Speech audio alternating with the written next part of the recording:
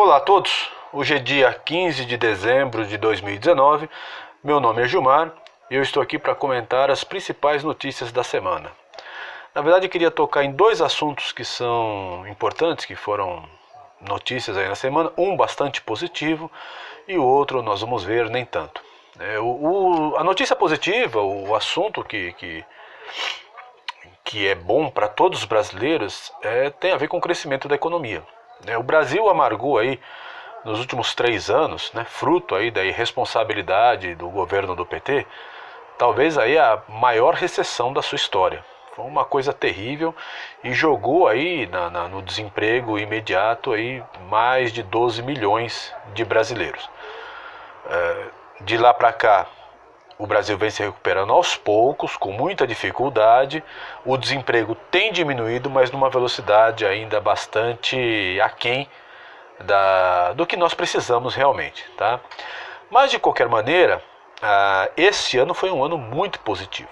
Tá? Então, nós temos a aprovação da reforma da Previdência. Mesmo a justiça seja feita no governo Temer, a reforma trabalhista, com algumas mudanças importantes, principalmente o fim do imposto sindical, que vai fazer com que os sindicatos efetivamente trabalhem para defender a categoria e não ficar somente usufruindo aí do dinheiro do trabalhador.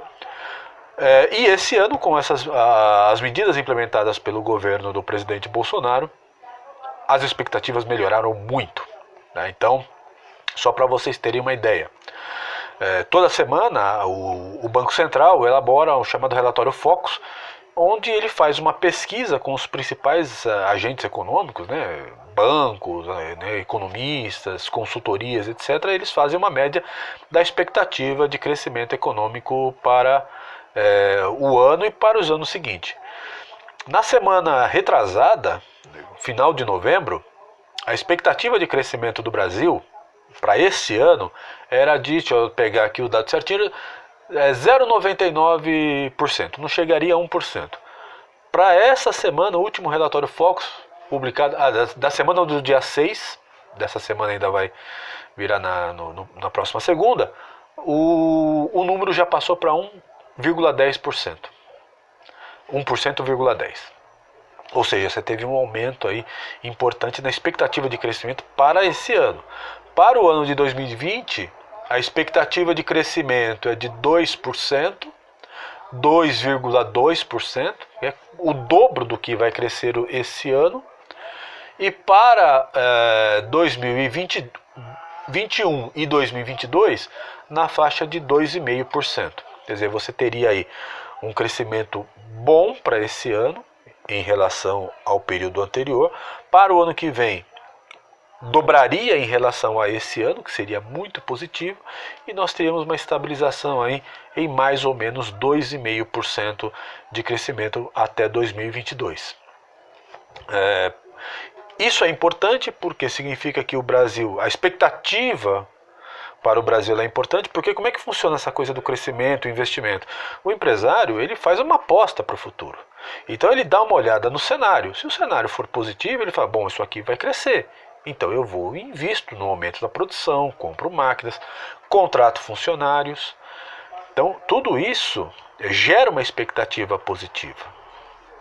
Se fosse o contrário, todo mundo travaria aí os investimentos, não contratariam funcionários, a situação ficaria mais complicada. O que nós estamos vivendo é esse outro movimento, um movimento de boa expectativa. Os próprios órgãos internacionais, o FMI, órgãos de consultoria internacional, também trabalham com a expectativa de que o Brasil vai viver um bom momento do ponto de vista econômico. E eu acredito que o presidente, a partir principalmente do ministro Paulo Guedes e da ministra da Agricultura, tem trabalhado para aproveitar esse bom momento do Brasil. Nós podemos aí passar aí pelos próximos 4, 5 anos um momento de crescimento econômico muito positivo, que ajuda no desemprego e no enriquecimento da população. Essa expectativa positiva também está se refletindo na própria Bolsa de Valores. Quem acompanha regularmente aí o desempenho das ações percebeu aí, que o Ibovespa, que é o índice que mede aí o crescimento das principais ações, ele rompeu a sua máxima histórica, rompeu o nível dos 100 mil pontos, estamos aí em 112 mil pontos, salvo engano, e a expectativa, alguns analistas estão colocando aí que nós podemos chegar nos próximos 5 anos com a Bolsa de Valores batendo aí os 200 mil, 300 mil pontos. Significaria dobrar ou triplicar o valor das empresas que têm as suas ações negociadas na Bolsa. Essas são as empresas maiores, na Bolsa de Valores só estão as principais empresas do Brasil. Se essas empresas vão crescer nesse nível, significa que elas também vão puxar toda uma economia junto com elas, toda uma rede, né, de fornecedores, né, e os seus funcionários, etc., que vão estar nesse processo de crescimento. Então as expectativas para o Brasil são muito boas. Tá? O que pode, no médio prazo, travar um pouco esse crescimento? É a nossa dificuldade na educação. Eu já comentei na semana passada o resultado do PISA, né? E também falei, né, qual que é o problema da educação? As medidas que você toma agora, o resultado que você vai ter é daqui 10 anos. Né? Então a educação ainda é um gargalo. Mas de qualquer maneira a expectativa é muito boa para o Brasil e que demonstra que o governo está no caminho certo e que há confiança na política do atual governo. Sem confiança, o empresário não investe. Como ele percebe que você tem um governo sério, que tem um rumo, que está apresentando propostas concretas, ele vai e investe. E é isso que gera o crescimento econômico. Se não houver nenhuma catástrofe mundial, o Brasil vai enfrentar os próximos anos muito bem no nível econômico, certo? Bom, passando aí para outra notícia, que é um tema bastante complexo, difícil de você abordar com isenção, porque mexe com paixões e com valores. O grupo de humoristas chamado Porta dos Fundos, ele fez um especial de Natal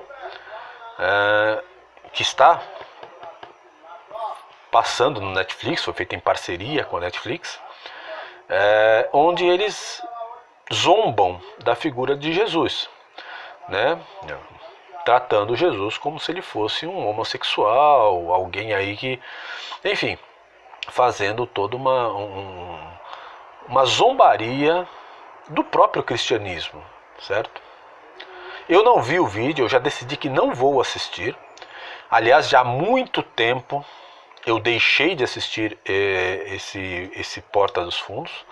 Eu acho que eles fazem um humor de péssimo gosto. É um humor com uma carga ideológica muito forte, né? O líder desse grupo é o Gregório do Vivier, que é um petista de carteirinha, né? Saiu num ato do PT criticando de maneira idiota o ministro Sérgio Moro, né? Na época era juiz. Então eu decidi que eu não assisto e não me interessa o que esse grupo faz, porque não faz nada de bom. Do ponto de vista do humor, nada. Nem como humoristas eles são bons. Zero. Mas eles estão aí, né? E isso tem gerado uma polêmica qual que é a discussão? Até que ponto você tem o direito de zombar da religião alheia?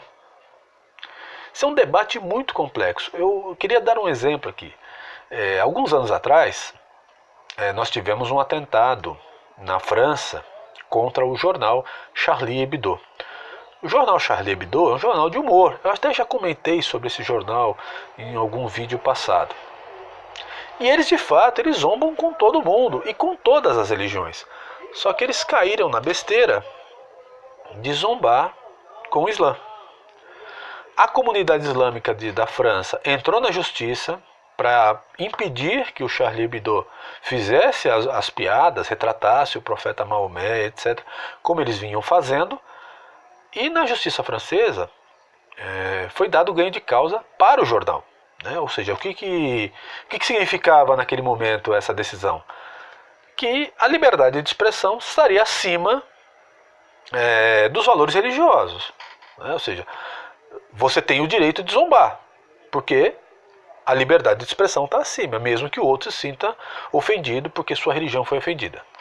O resultado foi trágico. Um grupo de terrorista entrou no jornal e matou um monte de funcionários, de jornalistas, de cartunistas, etc. Foi uma tragédia na França.